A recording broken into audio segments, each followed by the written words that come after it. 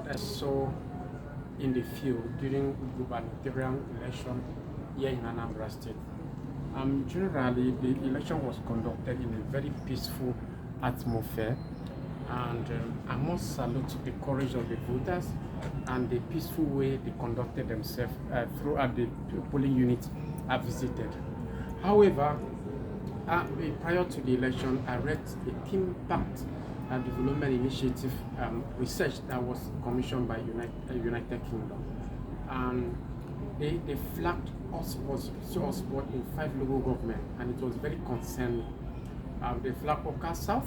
Awka South is strategic in terms of influence, in terms of interest of the political actors there.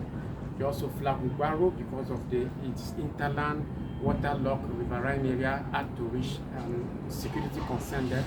They also flagged Idemili North because Idemili North have the highest number of voters who have registered for the election. And they also flagged Ugbaru local government because of lack of trust in institutions like INEC and political party. And there was also Iyala, I think the last local government is Iyala, because of youth restiveness and history of thuggery in that local government.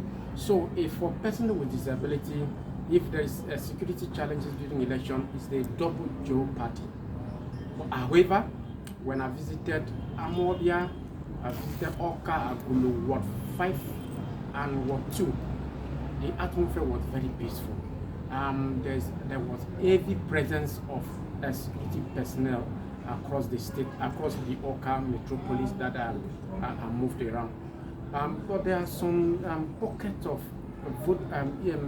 reports from the field, other local government that pointed to the fact that there were political parties who were involved in vote buying, trying to lure, and also there was a particular polling unit that they said there was no result sheet and all that like that. But be that as it may, to my own assessment, it was generally peaceful. I think 2 professors from Stanford University, Robert Sultan and Jeffrey, conducted a research called Knowing Doing Gap. The research identified tends to know how smart organizations make use of the knowledge at their disposal. They realized that from the research that organization is not improving, not because they don't have knowledge, but inability for them to act on the knowledge that they have. There are extant law, there are regulations in Nigeria, Constitution, Electoral Act, and National Disability Act of 2018.